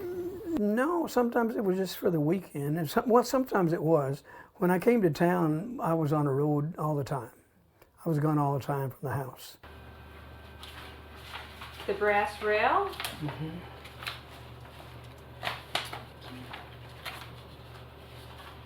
All right. And Ronnie Millsap, he wasn't even signed in that one. Swinging Country. Roger Miller's King of the Road Motorin'. Did you ever play there? Yeah, with Jerry Foster. Oh my God. It's called the Sheridan now, or it's that one downtown by the football field. King of the Road. King of the Road. It was King of the Road. I got a better memory than you got. Did you hear that? Yeah, you do, man. Yeah. And he has one of the most unique and developed guitar styles of anybody anywhere. I started saying Nashville, but it really is. He comes from the bass tradition, and but then he also, like a popping bass, he pulls the strings. When Lee's at his most comfortable, I think he's got nylon strings on the guitar, and he pulls them and pops them and uses it as an extra rhythm instrument as well. He's very accomplished at that. There's a lot of people that kind of have a way they play, but sometimes that's because they didn't learn the way everybody else plays. Lee has the way he plays, and he's developed it, and it's unique and strong.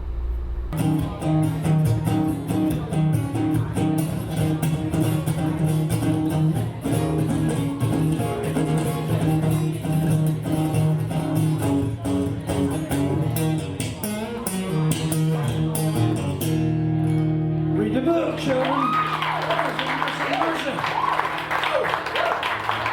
Thank you. John? Yeah. He likes weird chords, you know, so I'll play like the heavy metal kind of chords and with country fashion, you know, and he likes that. Because he's kind of crazy the way he plays. Yeah, he You know, it's like all over the place. What style do you call that? I think it's his own style. I mean, it's kind of hillbilly bass player at the same time, all at the same time. Yeah. Hillbilly rock bass. It is. That's what it is. I mean, that's. it's got an attitude. He's always got an attitude, which is really cool. It's a good description. He does have his style. I met George Jones there in the alley with the Shug Baggett had put a club together in Pinner's Alley called the Possum Holler, and I played with George over at the Possum Holler, and Shug also had a place on Trinity Lane, a little cafe lounge that George used to hang around there. Well, you know, playing for Lee over the years has absolutely built my confidence as a performer, as just a showman, because Lee himself, as we know, and if you've ever experienced Lee live playing his songs and singing, he is an incredible showman. He's an incredible songwriter himself. So to be around that and to kind of soak up his professionalism, I definitely felt like I picked up a lot of that just from watching him do his thing. It didn't matter how bad your song was, he made you feel like something. So that was his quality to me. And I didn't even have to know that he was part of the legendary classic part of country music, Johnny Rodriguez and, you know, Tammy Wynette and all them. I didn't have to know that because that's the kind of man he is. He's just awesome. I mean, you knew that he played for George Jones and... Not really. Oh. Found out all that later. As the year, you know, Lee doesn't tell you these things. And so as the years progress, you go, he did that, he did that, he did that, you know, because the list keeps getting longer and longer. He has a wonderful history. But all we were judging him on was his host as a writer's night and how he treated those writers and ran that show. I wanted to ask you, with George Jones, you had some funny times. You said that he did that duck sound. He used to just crack us up, you know. He'd be talking and you'd all of a sudden be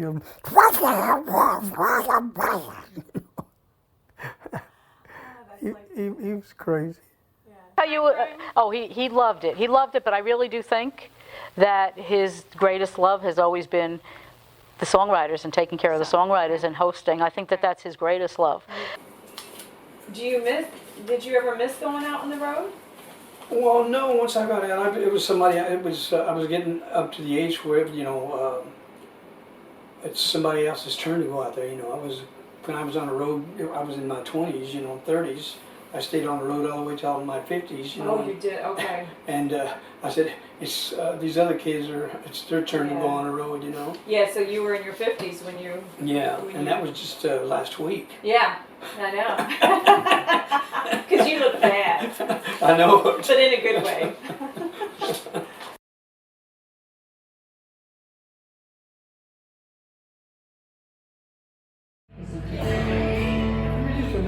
Just more guitar, sir. Good. All right, you'll listen to this now.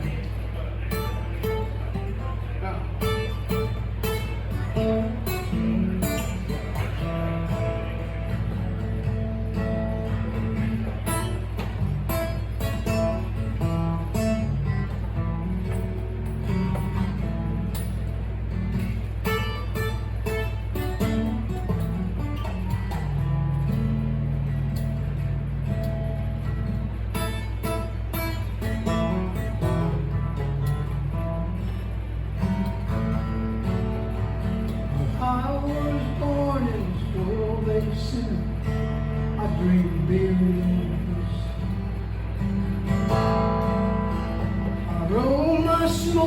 And I just hope that someday they'll legalize. I'm a long-haired child, and at times I'm wild. That don't mean I don't believe in Jesus. 'Cause I get high, I get by every day I live. I know He helps me.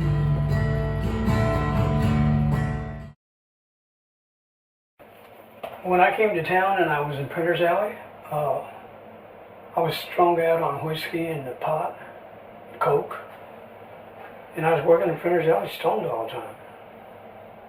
And New Year's Eve of 1974, I said, I gotta quit. Maggie Cavender sent, I didn't have no doctor or anything here. Maggie Cavender, she was the director of Nashville Songwriters Association. She sent me to a doctor that she had, which was Dr. Laney, and he was Elvis's doctor here in town. And I went to see him, and he said, Lee, he said, I was coughing up some really terrible fungus, black fungus. And I went to him and he said, Lee, if you don't quit smoking, like now, you won't live to be 50 years old. But you gotta quit now in order to clean your lungs out. And I did. I started reading the book. That's when I started reading the book. Okay. I read the book, started reading it, and I never stopped. Just everything changed. I gave me 2 vices back. I gave me beer and pot. The pot I had to quit every other year. And I quit pot every other year. I've been reading the Bible for going on 43 years now, all the way through every year. And this one, my wife gave me Christmas of 1999. And I'm pretty about to get another one pretty soon, because this one is, I had to put it back together. When you read a Bible a lot, you wear it out. And I've had to tape it all up. As a matter of fact, I did that this past week, because it was really falling apart. But I'll probably get another one for Christmas. So that'll be good. Yeah, I quit everything, honey. You talk about withdrawals.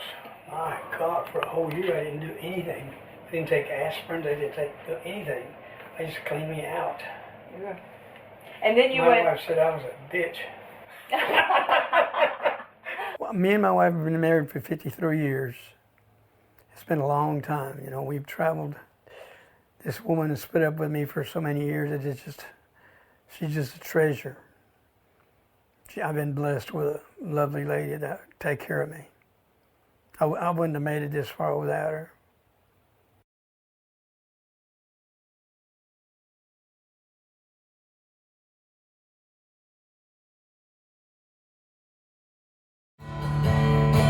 I'm a long-haired child, and at times I'm wild. That don't mean I don't believe in Jesus. 'Cause I get high, I get by every day I live. I know He helps me.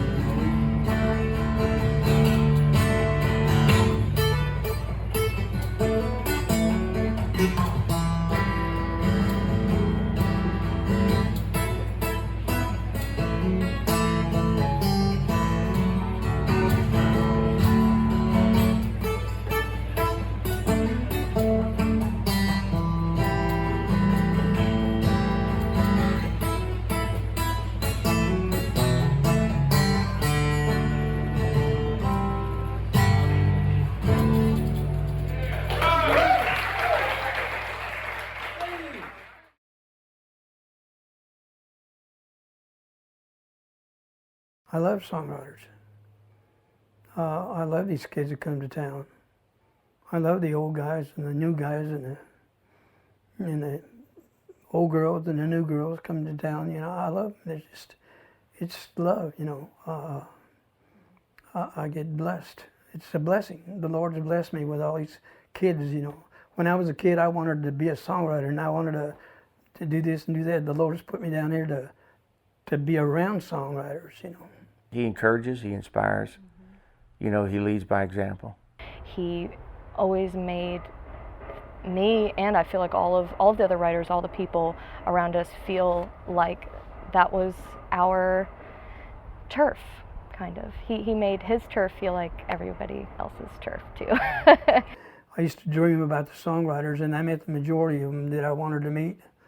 They're as old as me, they're elders, but they were monster hit songwriters at the time, and I got to write with them. So I got to do what I came here to do, and the Lord told me, teach others. Lee now is the same as Lee then. He's the same. Yeah, yeah. And this is what, how many hundreds of thousands of writers' nights later that he's done? If he's lost any passion for it, I couldn't tell it, and I don't think he has. You know, he is the same. You know, the next time he gets in the room and cranks it up again, he'll be the same as he was in 1996, 97 when I first saw him. I think he's providing a really, really valuable thing for the writers, a place to play.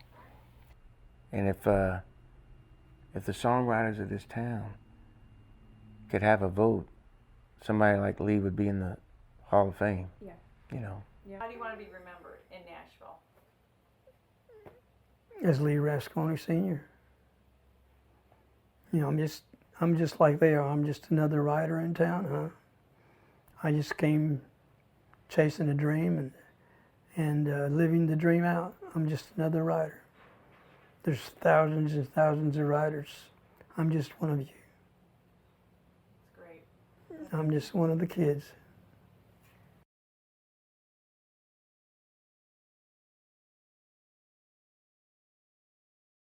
Yeah. I always tell them, that's one of my lines there, you look bad and get a haircut. Lee is also a dinosaur like me and has collected things along the way. And there was a time in history when bad meant cool and good. And Lee don't let go of anything. You know? And so he's still carrying that that tradition and that phrase along. And I want to say also, if you meet Lee and you start to get to know him, if you, as soon as you get a haircut or as soon as you look bad from him, that's when I think you're a friend of his. As soon as he says that, so yeah. Yeah. Hey, he's got a new shtick, man, and you know what? It's like it's a legacy shtick, you know. Wonderful catchphrases, taco and chili, and then he would go into, you know, get a haircut. So I did, and it was just kind of really good. I follow his advice as much as possible. I still don't know. Just something he likes to say, tacos and chili. Just something he yelled out. I don't know. Billy Lee, thank you so much. Tacos and chili, man, you look bad. Do you know what tacos and chili means?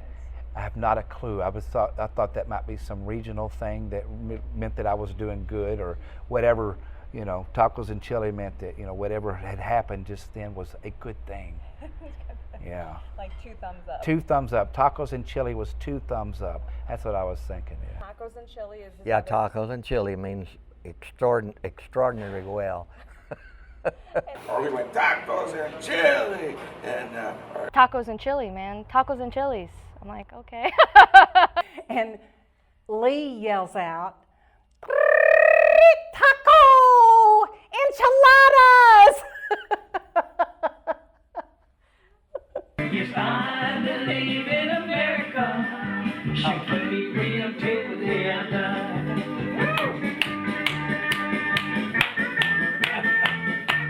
You got a yodel.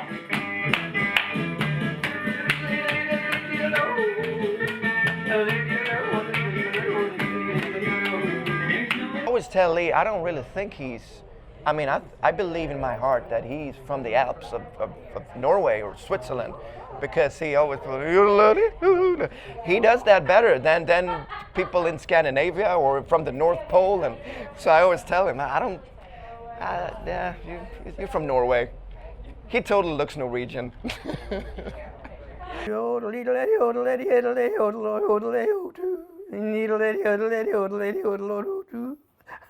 You know, Lee's, he's an unusual guy, so we got to accept him for what he is, you know. Son, if I was a girl, I'd do you in a minute. Damn. Mercy.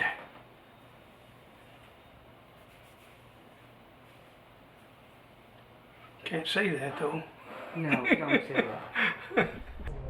The one he always says that's gonna be on a big, like what's it called? Yeah, the thing that's gonna stay with him and with Nashville forever throughout time is "You Look Bad."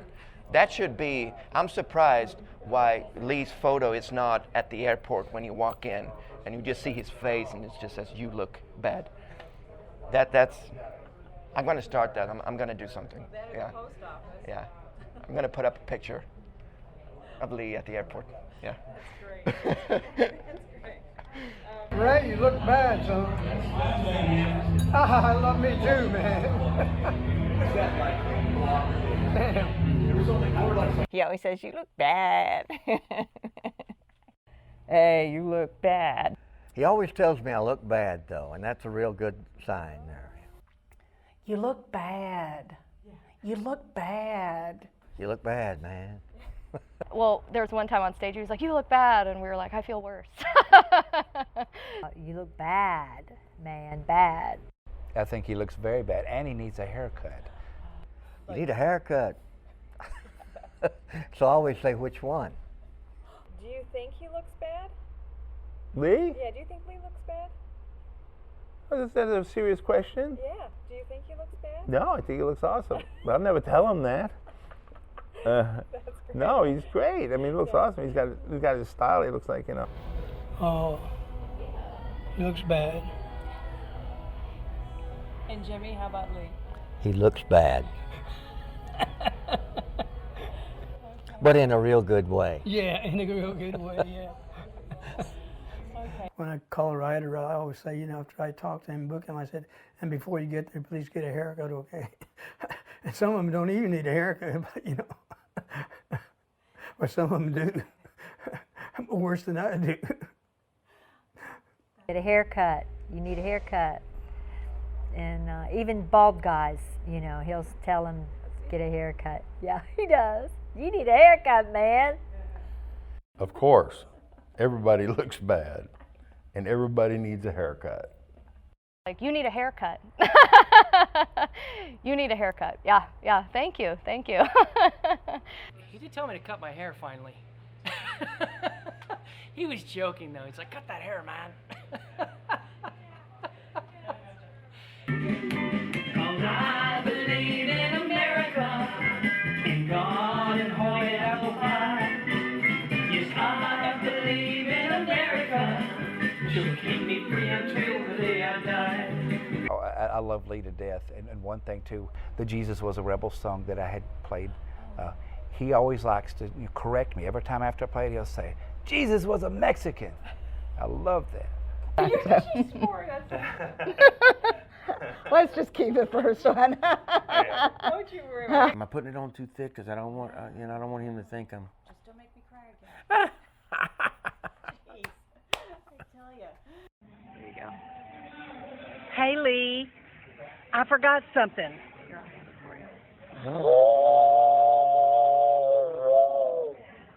And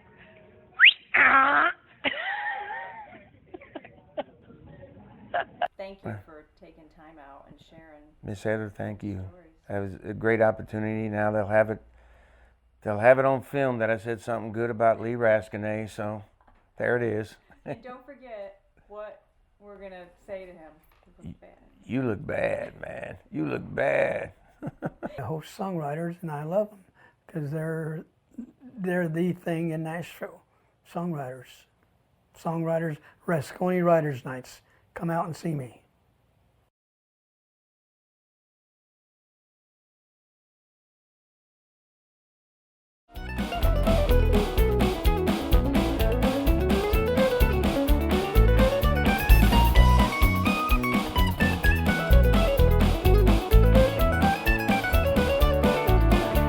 The sky was also blue over Alabama. I could see the moon and the sun.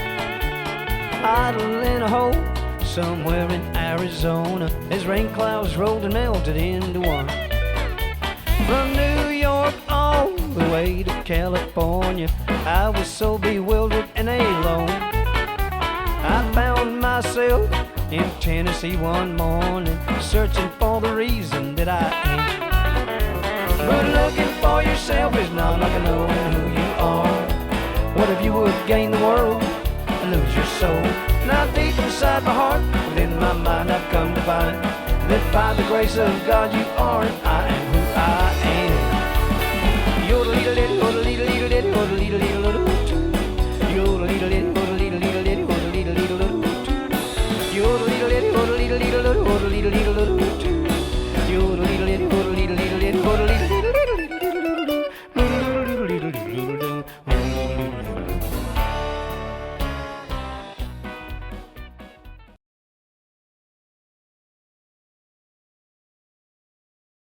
I'm grateful to be asked, and I'm really, I am so grateful that he thought of me to ask to be in it, that I was one of the people he considered, because he's just a great man.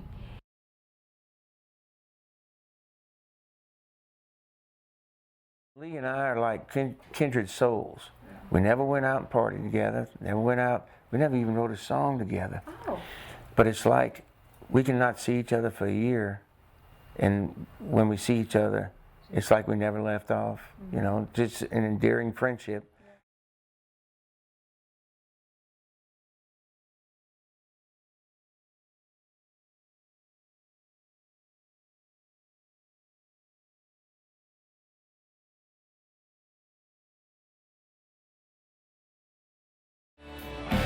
Oh, the bad know the good go to heaven, and the good know the bad go to hell. But there is a good side and a bad side of me, and they both got a story to tell.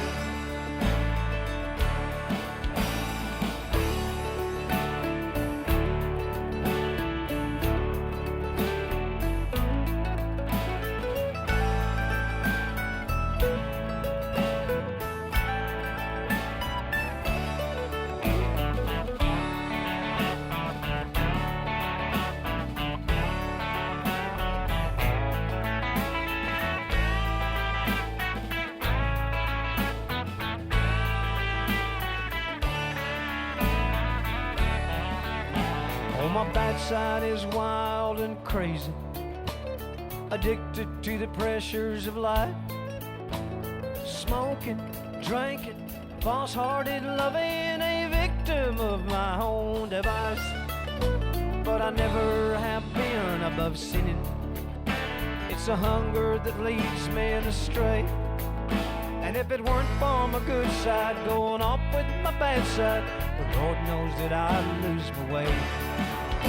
Oh, the bad know the good go to heaven, and the good know the bad go to hell. But there is a good side and a bad side of me, and they both got a story to tell. Oh, the bad know the good go to heaven, and the good know the bad go to hell. But there is a good side and a bad side of me, and they both got a story to tell.